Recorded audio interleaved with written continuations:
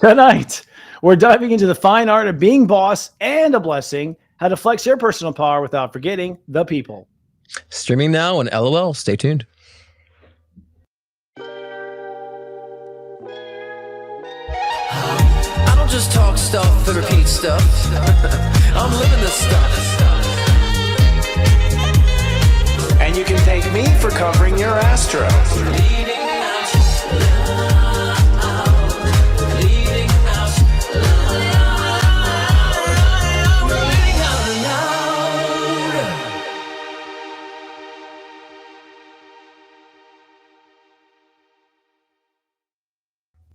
Welcome to Leading Out Loud, the spiritual shift show, the equal parts high vibe and hot take. I'm psychic astrologer Sensei Christopher Wotecki, the Sensei to SeriousJoy.com. And I'm Scott Cruz, psychic medium and mentor with ScottCruzPM.com. What a interesting wave of a week this was, huh, Christopher? It's been another interesting week. Yep. Yeah. Especially around balancing personal power with humanity. We have some news headlines that'll happen, but even for me, I had to say that my week was incredibly transformative, I would say. So far. It's only Wednesday. Yeah. Yeah, but from this Wednesday, last Wednesday. Seriously, since we've been on the air that week. The last 7 days. Yeah, exactly. Yeah. I feel like too. I feel like from the last 7 days, like I was coming to tail end off of an extraction. Almost felt like a tooth extraction, but it was a soul extraction. And then this last 7 days has been kind of like a nice coasting of that. You know, almost like a reward of what I extracted. So I've been feeling a nice current. You know, the past 7 days. I've been in the extraction. Okay, so I'm a week behind you on that one, but and it has to do with heart stuff. It has to do with Leo heart stuff, where ultimately I let my heart down. I set myself for my heart to be let down, and like the trick was like getting to where I let my own heart down inside myself. That was where the like mystery was, and then my body has gone through a total like follow through, which is release and you know, making the bathroom my best friend. I was going to say, have you been purging? Pretty much purging. Yeah, purging's it. And purging old stuff. And I think I'm ahead because I think that's going to be what most people do in Virgo. I think there's going to be a lot of purge in Virgo. We have 2 eclipses coming up, and Virgo, like consciousness, is going to do like a C-section and like take out an old and put in a new.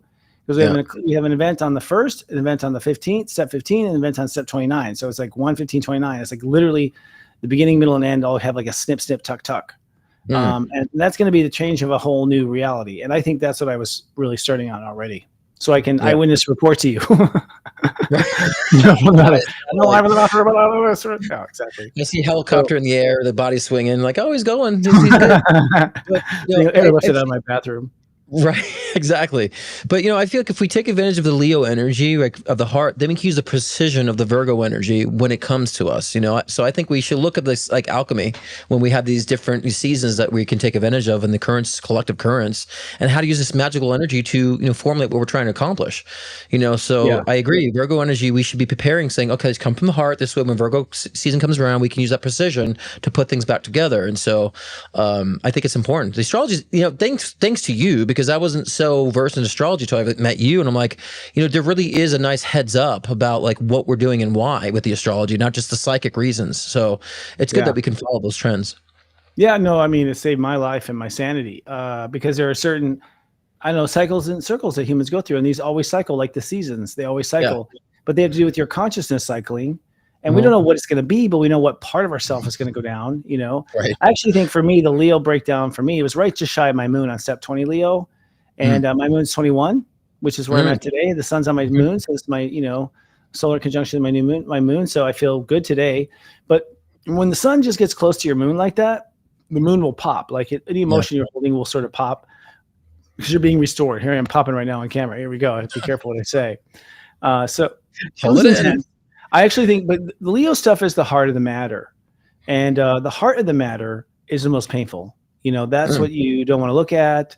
That's what you don't want to think about or relive, or you're afraid of reliving. So, getting that core bad, whatever out, and just letting it be gone, and helping the heart to go on. The heart heals really well, but it's and very fast, but it's for some reason really scary to look in. Well, it's passion, you know what I'm saying? So even anger is passion, joy is passion. It's all passion. Yeah. So I think that if we actually can see how passionate we are, we might be able to look at things a little differently and execute things a little differently, because people are afraid of just passion, and when you're angry, and I actually talk about it tomorrow, but we'll get into that later. But like, we're angry about something, there's something that we love behind it that's not being nurtured. And the only way to figure that out is going to the heart, saying what part of my heart is being deprived, what part of my heart is not being nurtured. So that anger could actually be a huge messenger for us and all the range of emotions. So we should say we actually are really passionate beings. Without, people just assume passion just means like, oh, I'm in a career. It's like, no, passion is intense emotion. Yeah, and emotion is an energy we don't understand. I mean, I'm teaching my Intro to Step Astrology course at SeriousStory.academy, and it's the first time I put Step Astrology in a whole format like this. And we're at step 2 right now. I'm going to teach step 2 tomorrow. And step 2 is I feel. And the I feel state of awareness is like a super awareness. Your emotions are like this energy that flows around you and through everyone else's and back to you. And so it's like a mesh net. It's like a psychic mesh net. And what we don't realize is that when we emote, we put a wave out there, and their waves hit waves. And so there's a lot of energetic back and forth going on, all because each individual is not really grounded in their own feelings. So this is the part of being human that we're really trying to now wake up to. When you talk about the big wake-up call, as simple as it may sound, it's really just waking up to really our feelings and their power and what their potential is. And knowing your calling, right? So wake-up call is like, yeah, waking up, but then you understand your calling. So even that sounds cliche too, but calling is like where you're supposed to be expressing yourself. Because the cliche remark, like what you're looking for is looking for you too. It's like the whole fantasy of like there's something looking for you, but it's more about the alignment and what are you aligning with and what's aligning with you. And a lot of times we're being shown that and we dismiss it, because we don't understand what it is intellectually, but the heart can actually guide us intellectually how to align with those things that we thought are impossible or not truly versions of ourselves. But that realization is huge. Well, you just said Aquarius. You just said Aquarius. I mean, the Leo is the heart. If you cut away a heart cell and then move it over to another heart, it'll start like synchronizing with that other heart. Right. Like heart cells are designed to synchronize and like beat together. And Aquarius is when, the Aquarius waves to me are like two hearts that beat as one. Really, it's like when you are in the same heartbeat with each other. That's what the. I know. I was waiting for it. Two of hearts. Two hearts that beat as one. But it's true. That's probably what's in my head. Even it's because it was drilled in my head with music. But that's Aquarius. Aquarius is when we organize according to our heart and what we beat with and what we don't beat with, and and not beat it. Like we don't have to be mean to the one heart that doesn't agree with us. Michael Jackson, just beat it. Exactly. Right. Yeah, exactly. So that's the age of Aquarius in a nutshell. I mean, but the end of Leo this week is about stepping into your personal dreams. And the thing about this is, I don't know if people realize this, but your personal dreams are going to be what determines if the earth heals. Like the more people that pursue their dreams, I don't care if it's to open a carnival in the middle of a swamp, the more what it is, like whatever the fuck it is, the fact that you're Google over it is going to set out such great waves to the world. It's time. And the technology's there. So what I mean by that is like so much technology, like to help you like create miracles right now from AI and all this stuff, like all these crazy tools. Right. Really, this is almost like the Wright brothers in the airplane. Like this is another moment where like human beings, the average person can invent some cool shit that no one thought of and just change the whole world. So it's definitely time to go for your dreams. Like try it. Yep. Why not? Right. Right. Yeah. Now I was going to say like this last week is about owning it. Because if you've been doing the work, you've been realizing it, and now this last week should own it so we can put it together and put it into action. And I like you said, even if it's a carnival in the middle of a swamp, it's like, well, no one's doing that. And could there be any need or value for that? Like, could someone, and so I think that if we allow ourselves to take it a little bit step further and say how it could provide value, that's where it becomes rational to us. We think of something out of the box. I don't know if I can do it, and isn't people going to love it? Just to say, well, what would be valuable to other people about it, right? And I mean, squatty potty. Like, there's some woman thought an idea of like, I'm going to put a little stool when I shit, and that's going to be worth a lot of money. Went on Shark Tank, got a deal. She's a multimillionaire from squatty potty or poopery. These ideas that are crazy, but they made them a lot of money, and they were very passionate about it because they saw it brought value to people. So to me, the key is, how does it bring value? How can you bring that value? And then it becomes rational where you're like, I'm going to go do it. Yeah. And, in step astrology, I materialize, or the sense of what value is when you take something you love, step 1, and you add space, time, and protection to it. Right. You value when you add space, time, and protection to it, someone else is going to value it also, at least one person. Right. So, it's a time. And we'll go into that. I think this next year, I think that, predicting for the rest of the year, it's going to get really rough in the sense that people are just going to get, I think, extremely passionate, use your words, Yeah. about what their heart really wants. I think we're kind of had enough and we want what we want.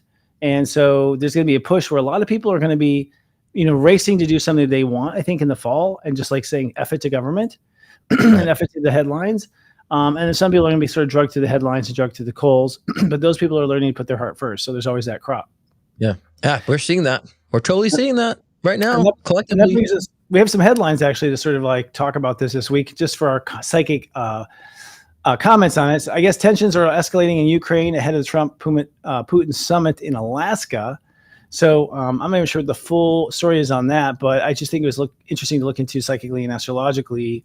The Ukraine thing is like, I don't know, there's something weird about it. There's something weird about that whole, and God bless the people dying. God bless. I do think, I don't mean to sound cold, but I know the way it works. You don't die unless you signed up to die in heaven. Like there's no accidents at all. Sure. And I'm not cold, but there's no accidents. So, and I've been told time and time again, in fact, I just had someone tell me a near life death experience. And this is like the third time I've heard this, that when they actually died, they didn't feel any pain. They went straight into their soul. Mm-hmm. And I keep hearing that over and over again. So like when someone gets shot or whatever, like you see on TV, what I hear is your soul gets pulled out before you feel that. You don't feel that. Yeah. Well, we release DMT. That's what DMT is, right? So when you die, DMT fills your brain. You thought this euphoric experience, especially when we're incarnating. The release of DMT makes it an easier transition for us. But I agree. And so, yeah, I agree. And we've all understand the parameters of our karma and how we go in and come out. And so, but I agree with you, the weirdness of the Ukraine thing. Without getting overly political about it, though, something feels planned prior. Like I feel like this has all been kind of a scheme prior with Putin, Trump, and all his, whatever. I'm not going to get premeditated. Feels premeditated. Right. It feels like, it definitely feels like the Monopoly game for global shit, right? And so, Monopoly. Yeah. Okay. I feel that too. And, guys, we're not political, but we're here to bring the spiritual into the political. So it has a little balance, has a little like context. That's not what you're told. And I agree. There's something fishy about this Ukraine thing and even the Putin thing. All of it just doesn't feel right psychically. There's something we don't know.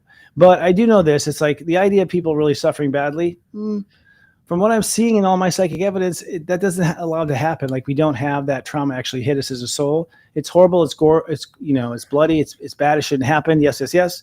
But the people choose to go. And that's the way it is. They do choose to go for whatever reason. Maybe they're trying to make a statement. Maybe they're trying to add to a cause, It depends on the soul. But so, again, like you said before, right? It's like a video game. So the same thing, if we choose a certain challenge or we have to experience a certain lesson, those are parameters to which we experience that. So the soul's equipped. I kind of reminds of the biblical text, God would not give you anything you can't bear, right? And so the soul knows I'm experiencing this version of reality because of the soul illusion. So when I look at how that's shifting around collectively, I'm like, it makes sense why we're all kind of telling this bigger story based on where we're at individually. So, but we still, and I want the people listening, we still have to understand what the codes are to evolution and growth and what to fight against still too, right? And so that's part of our mission. But yeah, I think that, when we look at politics today, it's not so much about the politics, it's more so about how we're evolving. Where's the breakthrough moment? Because things are breaking down. You and I both said, Christopher, that Trump is a disruptor on purpose, so we can break things down, like on the spiritual sense, which I believe, and it's caused us to rise up. Yeah. Yes. God always chooses a useful idiot. I think to ultimately, disturb the peace in order to find, it's like that decoy you see in like TV shows. There's always a decoy kind of energy, and that's necessary. Yeah. There has to be something absurd happening for you to be willing to open up for any kind of change. You need something absurd to happen, something absolutely absurd. So it's a common like plot trick. And so at the big picture of things, I personally believe that we're living in a game right now. I personally believe we're in heaven right now playing a video game. And we choose these roles and it's fun and we learn from them. And so if that's the case, we're all taking everything way too seriously because it's not that serious, I don't feel, at the big picture of things. But you have to have faith to know that. There's another story that's similar. So UK is raising fears about ongoing humanitarian crisis in Gaza and the impact of famine of the Palestinians. That's just not fucking cool in the sense, I don't know. You shouldn't let anyone starve to death. Jesus Christ. Well, maybe not Jesus Christ in this case, but you know what I'm saying? Like that is a horrible thing. I don't know why people would want to sign up for that lesson on either side, But what surprises me is just how there doesn't seem to be, regardless, eating food. There seems to be no decency still, like in the world. Like I thought we were heading towards more chivalrous fighting, but there's no decency. It's Well, really no, but I mean, the title of our show, I mean, there's a lot of people who are abusing their power, and it's all about, it's kind of like the Bush era, me, me, me. And so we have a similar trend going on in politics, me, me, me energy. It's only matters if it starts affecting them, right? And so I think a lot of this is just showing about abuse of power. And a lot of these, just to simplify what's going on in politics and the global arena, it's really kind of abuse of power and who can outpower the next. And so, and there's just a lot of that going on. But, again, the veil is being lifted. You can see people waking up to this. You can see people not buying it anymore, I think so. Yeah. Yeah, I agree. And actually, I feel like, here's the thing. A me has too much power because another me didn't demand theirs. The only reason why people get away with power is because people give it away. I mean, we're not going to be able to like get our arms around it from the we perspective. The chance of you being president or being the richest person in the world or any of these other places that have like crazy power, the chance of that is very little. What's more likely is that every me says, I want my me, at least my me. And that everyone demands their me, because there's a lot of people giving up their me's to make these takes on greater we, and they have to stand up. And that might be the lesson, is to stand up for whatever reason. A lot of us are brainwashed from Christian Judaism programming where you give yourself up for the Lord. I mean, why would your dad want you to give yourself up for him? Oh, it doesn't make any sense the way religions were set up, and we all bought it and we all worshiped. I think worship is hokey. Like what? Why would my creator want me to bow to him or her? I don't get that. Like that makes no sense. I would say the same thing too, or my as being a physical man and saying my own, if I had a child, would I like want them to burn in all hell because they didn't believe in me because I was hiding from them? I'm hiding from you. You can't find. We're playing hide and seek. You're going to burn in all hell because you didn't find me. Like it's just there's a lot of that subservient self-condemnation energy. Yeah, that is in our collective consciousness, and it evolved from religion to politics, and even in the New Age communities of saying like I'm saying the wrong things to the universe, and almost like the universe is punishing you, and so it's evolved now, and even in the spiritual communities that I think that now we're starting to recognize, even with that no, it's really all about what we design on our core, not so much what else someone else is going to provide for us. And so I think Trump, in the spiritual sense, is that disruptor to resurrect and to rally people up to realize this, that we should not be putting people in control of our own personal individual lives and collectively, so it's a good time. A lot of people, it's hard for a lot of people, and a lot of people's crutches are being pulled away, and I understand that. But for us who are spiritual, it's a good time for us because we actually get to see that change. We see that growth, within people, and that's an exciting part of these times for me. I know how it turns out, which is good. I know it turns out beautiful and good. I've heard it from the Palladians through Wendy Kennedy. I've heard it through other people who channel sources like Metatron. We've already there apparently. Like it's already been done, and we're still catching up to the actual film. The film's been shot. It's just still in the camera and it's still coming out. So I know how it turns out. I've always felt that. I've come to terms with that with myself, and I'm putting all my money on that square. A lot of this is about learning and processing and following through. And I'm always amazed, like even over this weekend, like the processing I had about my life, me as a leader and helping people understand, I had profound wake-up calls all the time where I was just like, wow, was I not seeing it for what it is? Like, so I think for all of us, we're all in this huge wake up to who we are and what's real. I think we just need to exercise a little compassion and patience and see how it unfolds. Yeah. And I agree. I totally agree with that. So you're right. We're talking about the balancing power and serving humanity. And we're doing a new game called Me or We. So I didn't invite you that direction. So this game goes like, we're going to list a scenario and we're both going to decide, how to find the we in this situation and where the me in the situation. And basically, what would you do in this situation? And it's just us kind of like learning how to toe the line between both. Because apparently people just don't know how to figure that out. How to get a win-win, basically. That's another way of looking at this. How do you get a win-win where both parties are winning? And that's what we need to be thinking about, because there's always win-win solutions there if you look hard enough. And if you don't look hard enough, you're not creative and you're not trying, honestly. Even with Palestine and Israel, there's a win-win there that neither side may be seeing, or one side is seeing and not the other. I don't know, but nonetheless. So here's one. You tell us first, buddy. You're offered a promotion that would double your income, but it requires relocating away from your community work. So you're going to have to leave your volunteering to go make some money. Well, I think, again, in this part, it's if I've been spending a lot of time devoting myself to community work, and I've been depriving myself, like expressing my talents and skill sets are to provide better service, I would actually go and take the whatever double promotion to kind of reposition myself to do more, right? Because I feel like, and it depends where you're coming from, right? And so in this context, I would go off and I would plan to utilize the resources that I've gotten, that I doubled my income with, to reinvest into doing more of my mission work, or do more of what I want to do on a grander scale. So to me, that would kind of be a sacrifice to me actually to do that. Yes, I agree. I think it's possible in both ways. I mean, honestly, I'm kind of a master at this, I think, already. Like, I've already spent 19 years giving away tons of time to the public while making money at the same time. I think you can do it both ways. I think you have to have both ways, honestly, because really that giving is the investment back. Like, if you don't invest back into the garden, if you don't put fertilizer back in the ground, you're not going to grow, really ripe big vegetables and have big yields.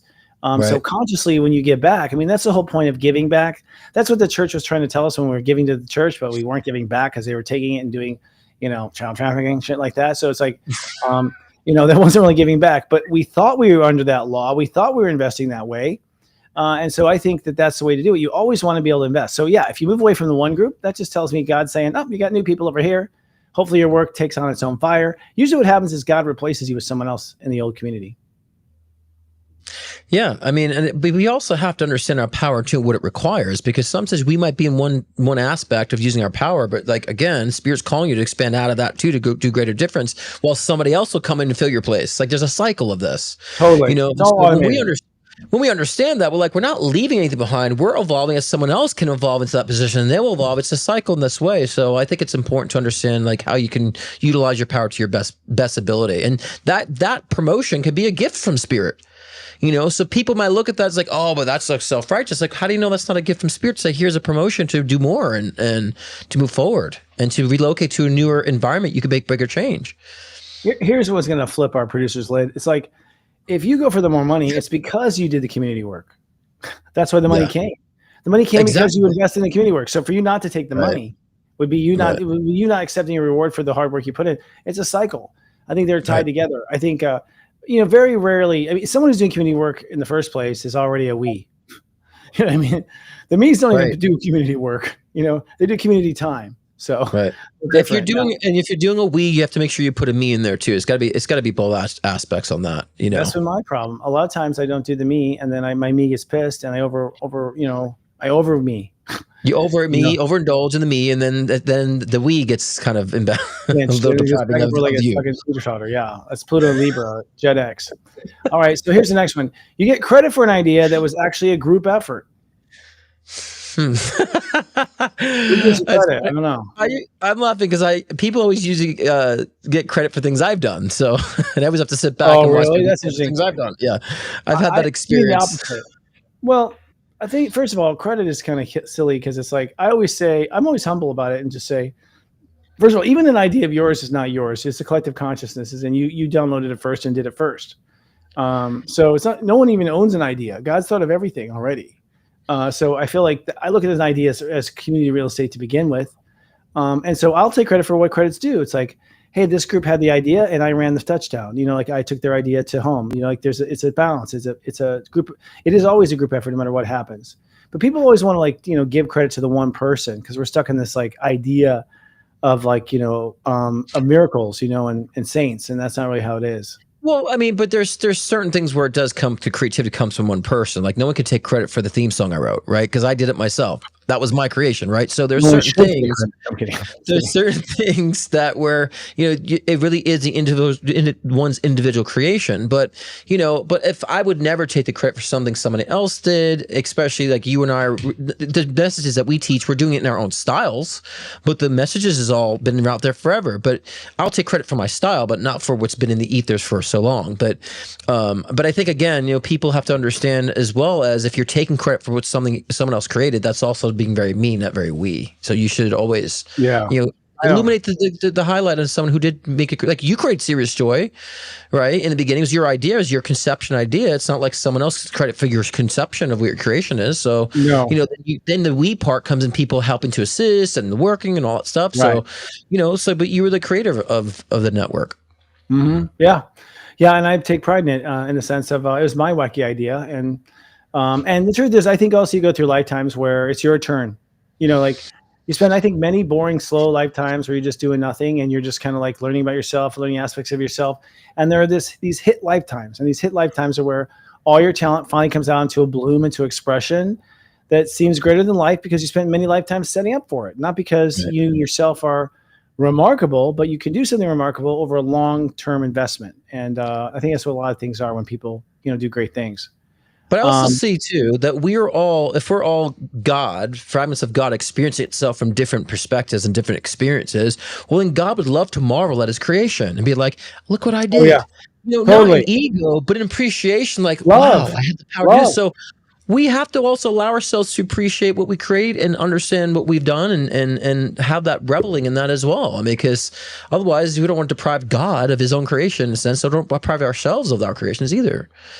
There's a shine. That's the sun and the Leo and the shine. Like we're in the sun of Leo. What the sun is just a bright star. It's not getting any energy from anything. It doesn't even know if the planets are around it, I think.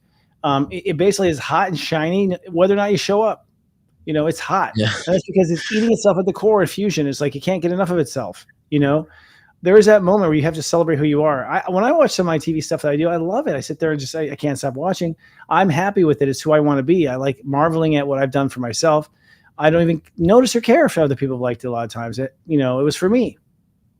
And it's for me, mostly. It was for me to see if I could do it and get a kick out of what I could do, A project deadline can be met if you overwork yourself or if you slow down to bring the whole team along. Okay, I see. This is an interesting one. This is a leadership question. So the me or the we, like, do you slow down to bring the whole team along or you overwork yourself and finish a job?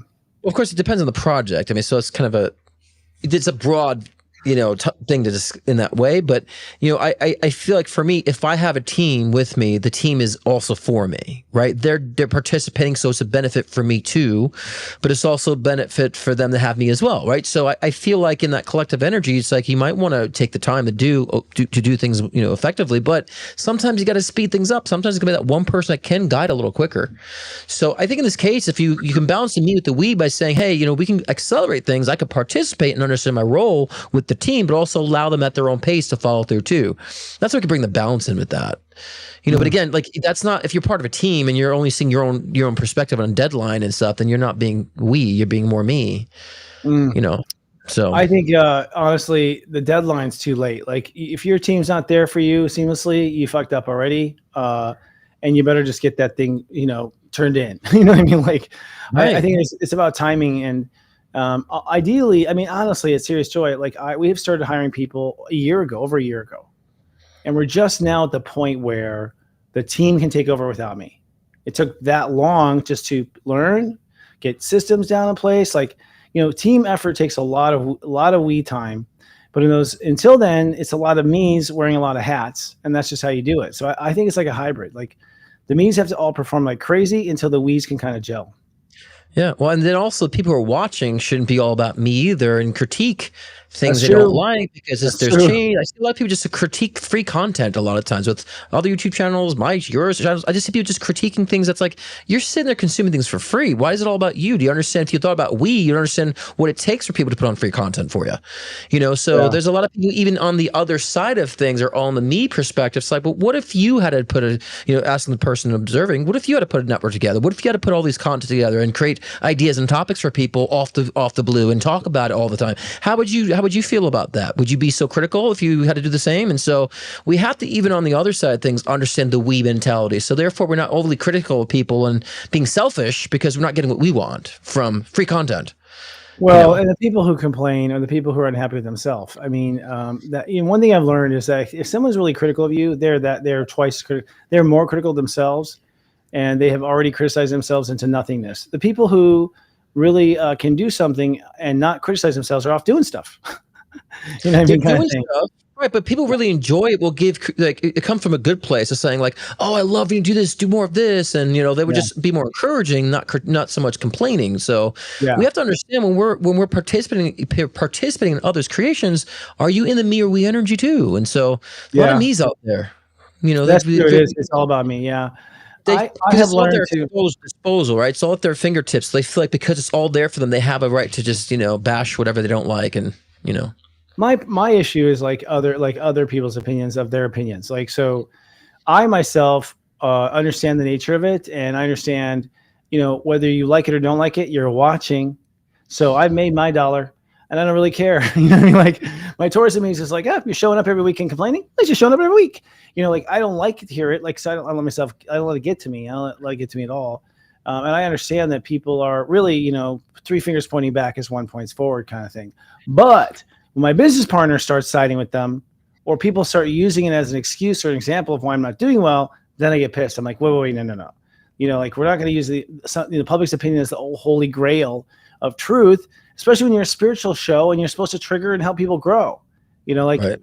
So I'm going to, pissing people off is a good way to get them moving. You know what I mean? Like, or whatever. So I've never had a problem with it. Yeah. It's good. I mean, it's good to see who's on board and who's not on board, because, as long as we know we're standing in our power, like the topic of the show is tonight, if we long we're staying in knowing our power and we come into that me zone, then we can take that, criticism and use to our benefit, or understand where we really do need to go, where that's not, where we're growing out of. And so that's where we have to be really me focused on knowing our power, because as people try to pick at it, we'll know, no, I'm setting my boundaries now, and that usually happens because we've been in the we too much about everybody else, what everybody else wants, doing for everybody else, and then we start becoming me focused. People who are selfish don't like it. They don't like it. I always see it Aquarius too. Like, I mean, honestly, just Aquarius is, there's like one size for everyone gets their own thing. And so when there's stuff out there I see on TV, or whatever, stuff on TV and stuff or whatever, I'm just like, oh my God, I can't watch this. I think to myself, but there's people who need this. Like, there must be people who need this. If it's on the air, there must be people who need this, and I'm okay with that. I go into what I need. I was like, apparently people need this. That's fine. Right. Yes. I hope that's the way people treat us. Like, apparently people need this. You finally have a quiet night planned for your self-care, but your friends call crying and ask you to come over. Oh my God, that's like that's the worst for him. Daily occurrence. That was all the time. Like, all right, just when I sat down and had my smorgasbord, I'm like, I get the phone call. I'm like, all right, what do you want? So no, that's a daily. I won't say daily, but that's a common occurrence for me. I always drop what I'm doing, because I see it as that. I have every night, so many nights where I sit down and do my own timing. And so, that one time a friend might need me, I'm like, it's going to be all about them, because, they need support. And so that's what life is about. My life isn't about watching Golden Girls and having smorgasbord. My life, or watching The Office and smorgasbord. My life is about contributing to society and contributing to people, and expressing that love. So yes, that friend that will call up, I will actually put my smorgasbord aside, put it back on the fridge with a little bit of frustration, and attend to their needs. Yes, I've mostly done that. I actually went too far in that direction. And so now I've gone, no, I did. I was way too far. I wasn't getting things done. I lost hours. I mean, I think the reason I have promised being late is to some degree how many people I stop for and give that time to that's not in the schedule, Now I'm kind of like moving more towards the me, because I'm pissing off other we's that I'm in teams and partnership with, because I was stopping for the unqualified we. So it's complicated. But I think it's like ideally it has to be like a me, a we, a me, a we, a me, a we. Like, if anything, it's to be 50-50, and you just got to keep counting and keep going. Ain't nobody want a wee. Nobody wants a wee. All right. Well, I guess it's time for us to move on. We got to move on to our commercial break now. And here's some topics from our sponsors. Let's roll.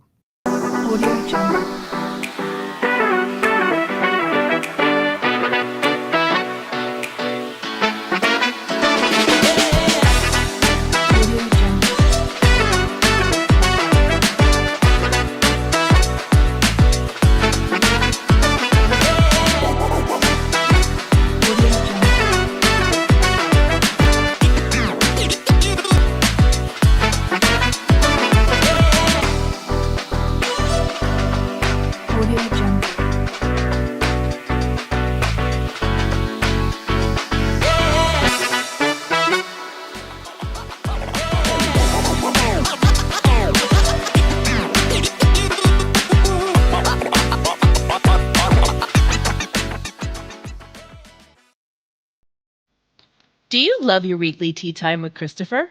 Then you'll love him spilling more tea over at SeriousJoy.com with a series of tea time vibe videos that help you better connect with each state of awareness. From step 0, I protect, to step 11, I become. So grab yourself a cup of tea and get to know Step Astrology with a subscription to Serious Joy.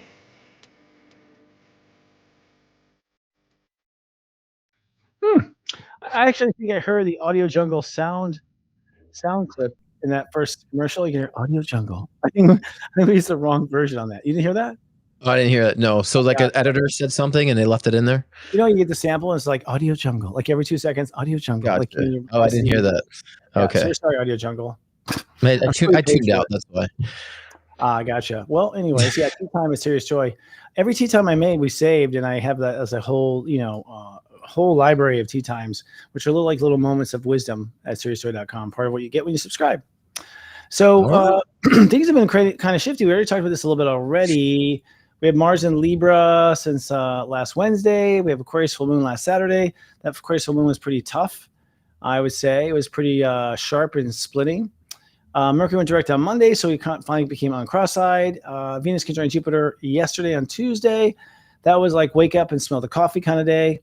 And right now we have Venus is trining Black Moon Lilith in Scorpio. So you might be having a lot of fear, trauma, and diarrhea coming up. That said, we're wrapping up the Sun in Leo, and that means that we're facing our heart's desire. So I think that people are now kind of like weary and wandering out of their, hangout where they've been in Leo, and we're starting to kind of wake up and move towards what our heart wants. And this is right before Virgo, where we have to get our shift together. So it's going to be sort of back to school, get your shift together time next week in Virgo. And like we said, it's a whole Virgo swap out. So it's kind of like, it's one of those Virgo years where you take everything out of the garage, you throw half of it away, half of it at least, and the garage is half empty when you're done. So we're like clearing out. This is going to be a huge clearing out Virgo season. What do you pick up on, Scott? Well, last week, I really feel like it was testing communication, primarily with relationships. So I feel like a lot of the communication, those who've been doing the work are really starting to find the me in the situation and what they really deserve, again, coming from the heart, not to sound too redundant, but that's what's going on. And so I've been seeing in a lot of relationships being affected by this, not just romantic relationships, friendships, as well as, close family member relationships. These things have been happening to where communication has been kind of separating the two, or the lack of need to have better communication. So moving forward, using your heart, it's time to understand that we don't go too far out in the heart. We go overly woo-woo, because I've been finding people really diving into unnecessary spiritual modalities to cope with the fear or to cope with the fragmentation and making impulsive decisions. Now's not the time to make an impulsive decision. Now's the time to make the decision from the heart, from within. That's truly what you need, not what you think that you need to pacify the circumstances that have been fragmented and heavy. So we need to be more conscious right now and more in a state of organization intellectually, but also energetically. So we understand whatever has been fragmented the past couple of weeks, we can actually piece together our own participation in it, what we need from others to participate, if anything, and then also understand what you said before, the balance between the me and the we.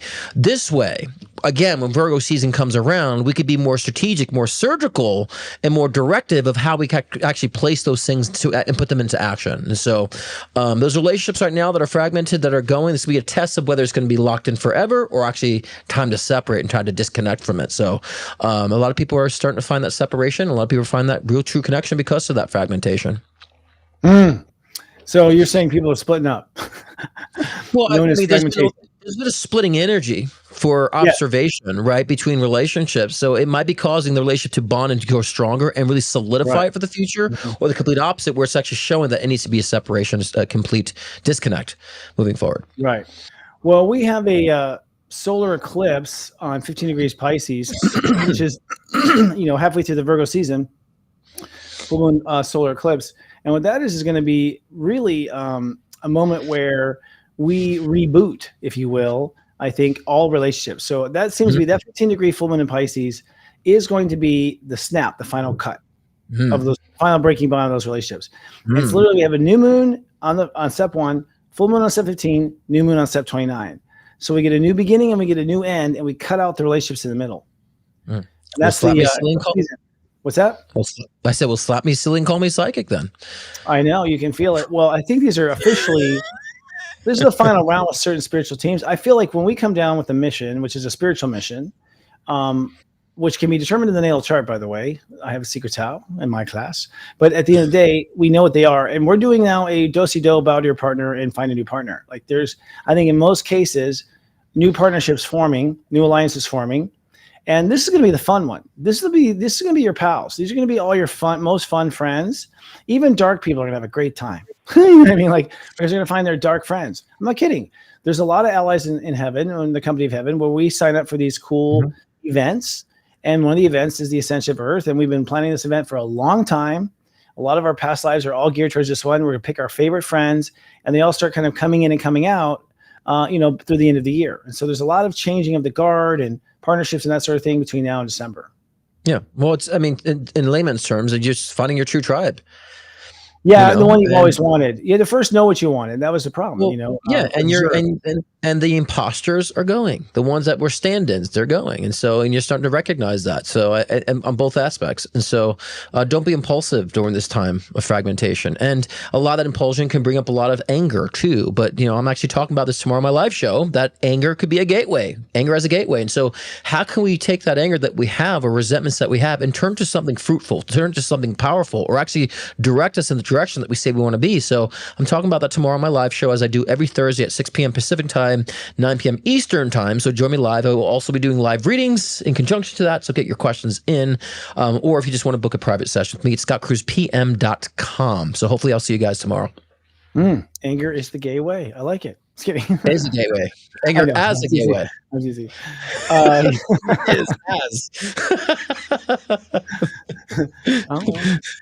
teaching people, get pissed off. That's the way. Yeah, that's my new mantra now. Get pissed off. No, I'm kidding. But no, we can use it as a gateway. Is the point? Yeah, totally. I think you're right. It's certainly a transformative point. It's certainly a point where you burn the whole fucker down. He's starting over. You know what I mean? Like, people are afraid of anger. They're afraid to be angry. They're like, oh, I shouldn't be that way. They judge themselves. They got a little angry. Then instead of looking at it, people are just like, I can't get angry. No. It's like, well, let's use that energy if it's there. You know, I can't run away from it. Well, no, I've had repressed anger. That's been most of my issue. But that came from letting anger take me over in past lives. So it's like back and forth. All right, it's time now to get to our topic of the day, which is the Niwi equation. We're in the Leo season, but we just had a full moon in Aquarius. And the idea here is, how can we balance the equation in serving humanity? It's particularly the ego-heart balance. That's, where we must find, I think, the path, right? What's interesting is that the ego-heart balance, like when you look at the step system, when you ascend to the master level, is at step 19.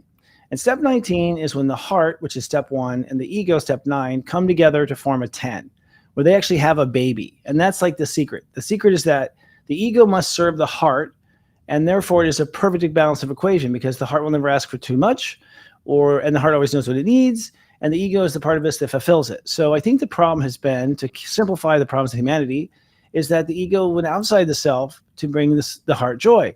If the ego turns inward toward the heart, that's, to me, the example of ego-heart balance. The ego must serve the heart. And that's not an easy thing to start, but it does work amazingly afterwards. What do you say about ego-heart balance, buddy? I'm repetitive about this. I've talked about it before, but those who maybe have not heard me say it before, I always say, people always talk about killing the ego. And I'm like, no, we have the ego for a reason. We got to nurture the ego, understand its place, so then we can actually come from the heart, right? And so, but the ego is a protection mechanism, right? And so that's survival mode. And so if you're always in ego, you're always in survival mode, you're not thriving. The soul and heart is in thrive mode. So we got to understand what the ego is there for, so we can put it in balance. But a lot of that protecting, the ego and heart comes from setting boundaries. We got to set the boundaries, know what we can take, what we don't need to be taking. And that also means, what we're surrounding ourselves with and by whom and what we're hearing and all that stuff. We have to set the parameters of what we want the flow to be in our lives. So yeah, the first, to that would be is to set the proper boundaries to protect your energy. And protecting your energy and power, Christopher, also means that you're not just giving it away and you're not allowing people to take advantage of it either, and not exhausting it in, one channel. And so we have to be aware of people who are taking advantage or not appreciating or taking for granted, and that's putting that protection of our own power too. So we can channel that in a way where it's appreciated and valued, and so many people are giving it to people that just are taking advantage. It's like, why? You're just enabling somebody. You're not really giving any type of benefits to somebody else, but if they're just taking. Yeah, it's true. I think I'm not sure where that comes from, but somewhere. When you don't value yourself, you feel like you have to give it away in order to, make up for what someone else would have gotten. But I agree. I mean, that's the secret of step zero. Step zero is everything starts with step zero, which is drawing the boundaries. So Scott, to your credit, your step system says if you don't draw the boundary, you don't have anything anyways. Right. You have to draw the boundary from the get-go and set the laws from the get-go, and don't even start until the laws are set. And that's zero, ironically, zero, which is invisible, which is nothing till it's something. It's so perfectly the number for it, because you're nothing until you decide the definition of nothing. You know what I mean? And then once you do, you can be something. So I agree. You have to set those boundaries and be flexible with them and enforce them. And you'd be surprised as soon as you set them how quickly people obey to them, because there's so few people use boundaries that most people subconsciously adhere to them and don't even know. Right. Well, and I like to say, even just not so, because boundaries has been so overused, I like to say parameters. Like, what is the parameters of what is your threshold? Because, we get to understand, like, I'm here with my power. Maybe I don't have the ability and the threshold to, serve it to so many people. So I got to reserve my power to certain aspects so I can preserve it and grow it and nurture it. And so I say, if we understand our parameters and our threshold, we can actually, understand how we can grow our strengths and our talents, skill sets, spiritual gifts, and so forth, So, I think we have to understand protecting it is setting the parameters of such. I think people think boundaries. They think it's just walls or blocks. When we say boundaries, I think people take it that way. I got to shut down. It's like, no, you're just setting a parameter. Yeah, it's true. You set up a parameter. You're setting up guidelines, and you're setting up laws and threshold. Honestly, and boundaries are actually what makes reality, because we are everything in heaven, and we just draw a circle around just a tiny part of us to come experience that one part of us. And so, drawing that circle, that zero is important. So here's another one: knowing when to take the spotlight and when to be in the searchlight, highlighting others. So when you take the spotlight and when you highlight others, I guess, where's the me, we in that? Where are you seeing that? Sorry. Oh, I'm sorry. It's I'm not sure it's on page 2. I don't know. I don't know what page it is. But anyways, it's in the script. I'll tell you this. Well, it's about being. I think the next thing about boundaries and protection, right, is because you can find your passion in that parameter, right?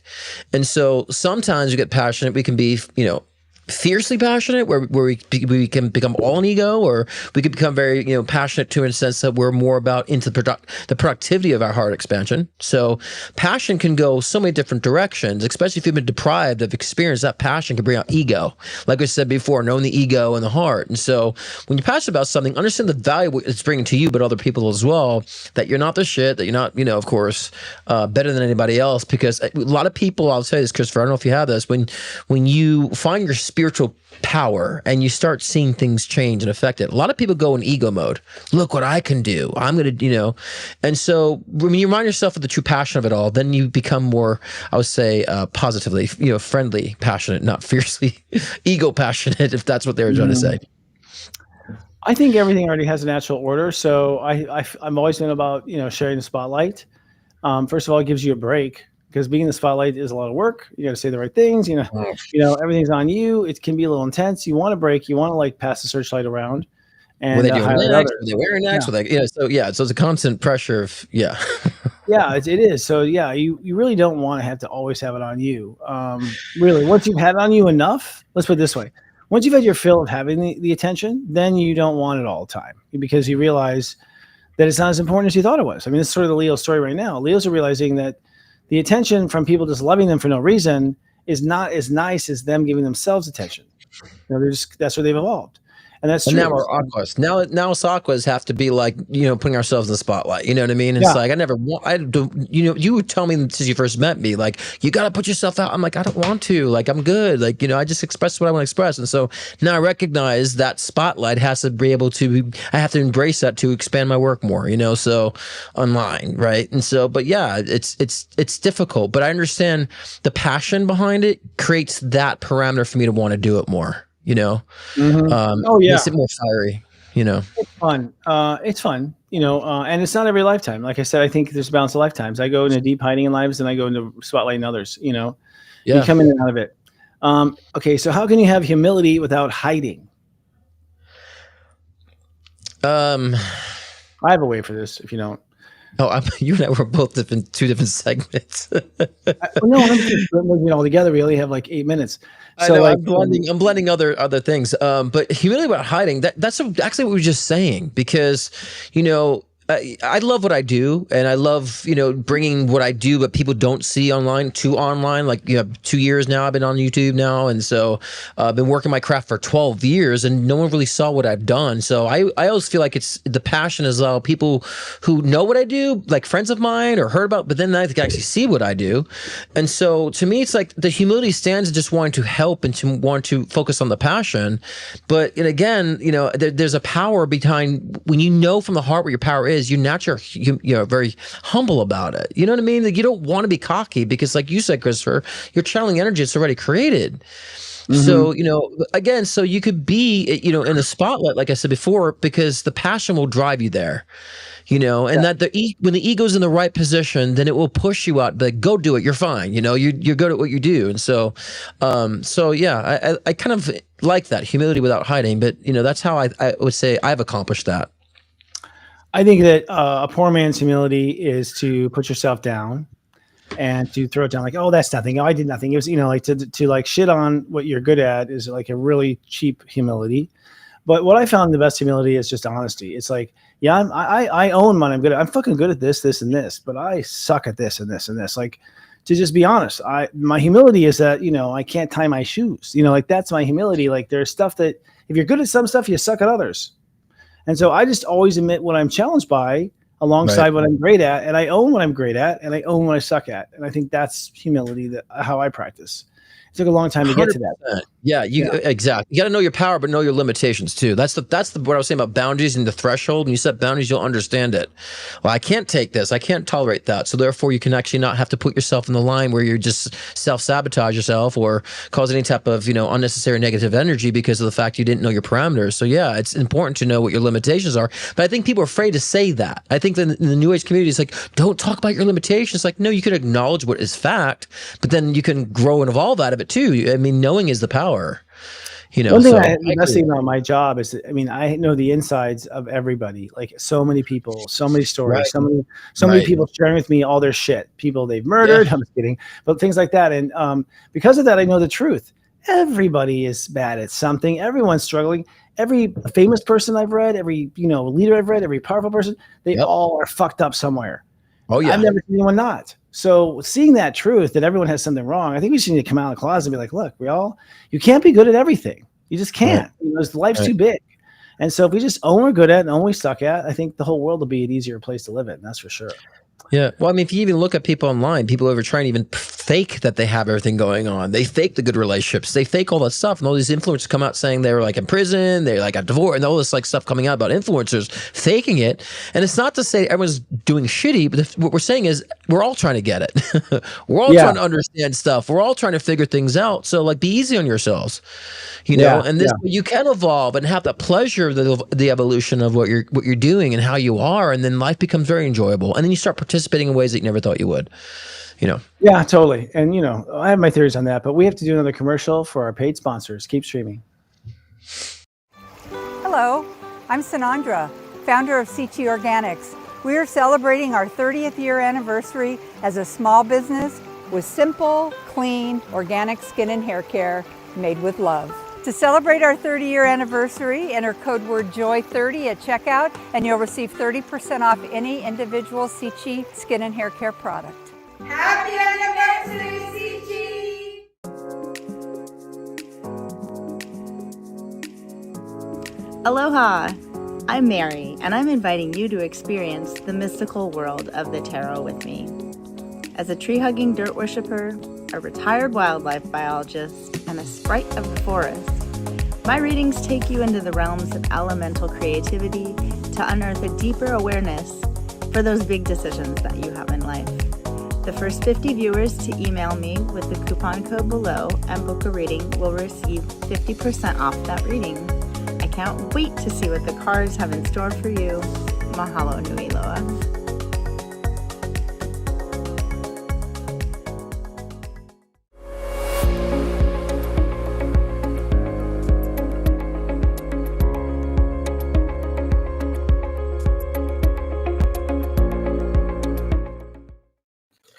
The border light, and I love seeing that people are, readers are advertising on our show now, man. Give me a run for my money. I love it. Oh, I think, when it comes to readers, there's no competition. Like people No, are of course drawing not. people. Of course not. You're I drawing. always They have the answer. They have your answer. Your guys want to work with them. Yeah. there's not enough. I don't think there's enough readers. I mean, I think that No. we need more, and there needs to be. I like more good ones, not the TikTok versions. Because I've had clients come in that book readings of TikTok readers have millions of subs, and they were awful. They were so wrong, and they were so expensive. So we need more authentic readers, and so because we all have different voices, we all have different ways to portray the message that people need to hear. So this way you don't have people going to 10 psychics at a time because they're not finding one that resonates with them. So we need more readers that have unique voices that can resonate with those who really need to hear it. Yeah, there's always that. I mean, but there's medical doctors that are hooks, too. It's like every profession has their percentage of, bullshitters. You know what I mean? We just don't care. Christopher, how many times? I mean, I'm sure you get a lot of clients come to you as I as well about how they're not getting the answers from their doctors, or misprescribed, or wrong direction, and 3 doctors with 3 different opinions, 3 different diagnosis, and the last people they come is to us psychics because they feel like they're not getting answers in the physical. Yeah. So it's true.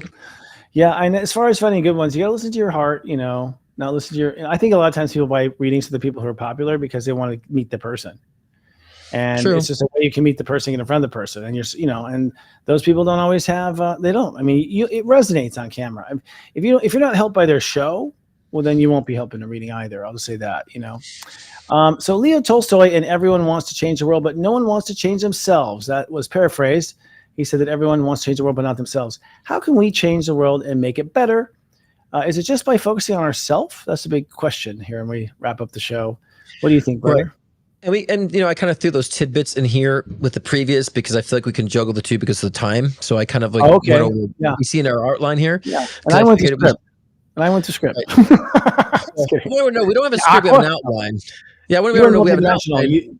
You were doing Act 3 and 4 in a multidimensional Aquarius way, right? Because I'm a timing's short, so I want to get it all in. But we don't have a script, we have an outline. We're channeling our perspectives here, so people know we're not scripted, we're just outlined.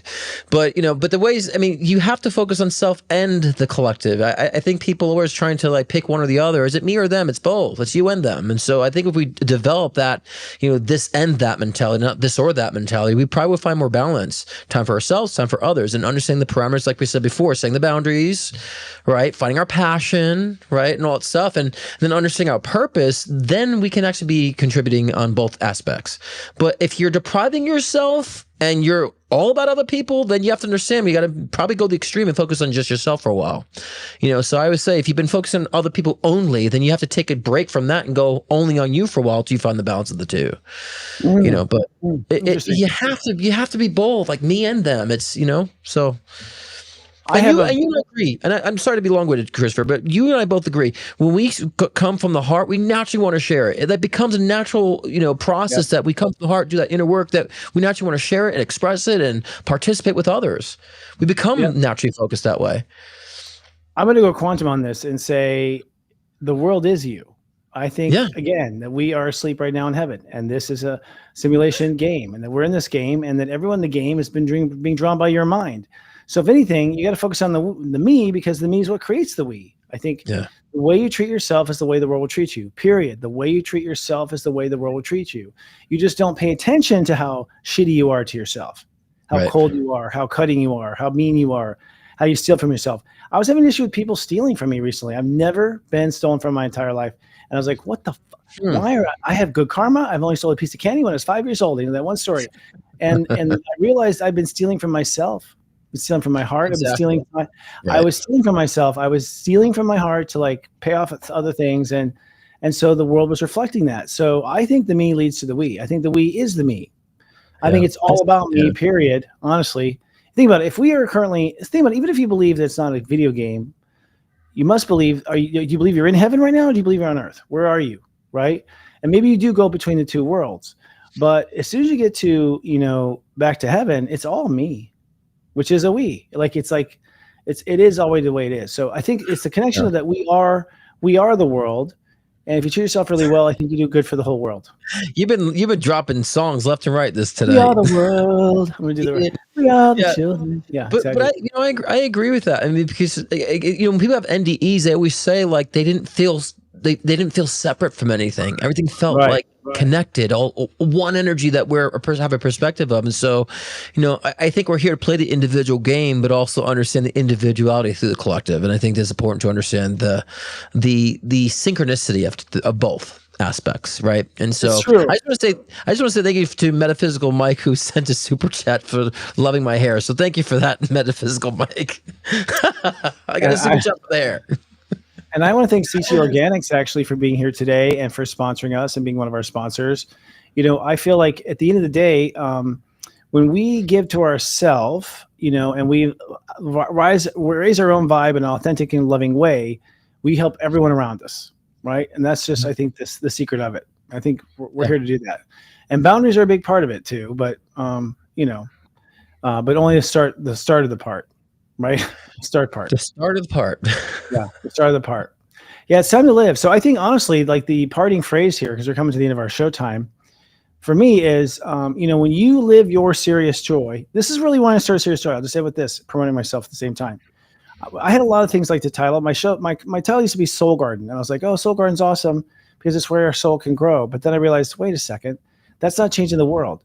What'll change the world is if we go after what we want, which is joy. Like if you pursue your joy, your serious joy, you'll do everyone a favor. Everyone a favor because people will want it. People want to help you. They want their joy. Everyone wants their joy.